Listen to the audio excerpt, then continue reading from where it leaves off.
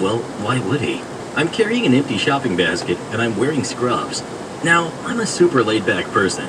It's not very often that people legitimately yell at me out of personal anger. So when that does happen, I have this tendency to throw all common sense out the window and either totally freeze up or devolve into a toddler that's just going to form 3-word sentences. So naturally, my response was a very long and drawn out, I don't know. Maybe. I really want to emphasize how long and drawn out that first, was. So he gets louder. You don't know? I'm so far beyond uncomfortable at this point. Not to mention hungry and tired. I just need to leave. I say something like, no, I don't know, sorry, and just take off, walking really fast. I'm not even walking in the right direction anymore. I just need this guy to go away. I turn down the nearest random aisle to find an alternate route.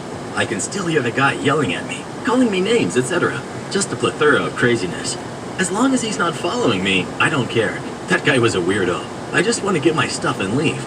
My unexpected detour made me realize that I really needed new socks. And they were right in front of me. So I grab a bag of socks, turn to head back toward the grocery part of the store, and I hear the voice of an older woman asking, the dressing room's not open? I turn around, and she's definitely talking to me. Huh? Is she just making random conversation with a stranger? Or does she think I work here? That's when I realized that the crazy bathroom guy with the anger issues must have thought I worked there too.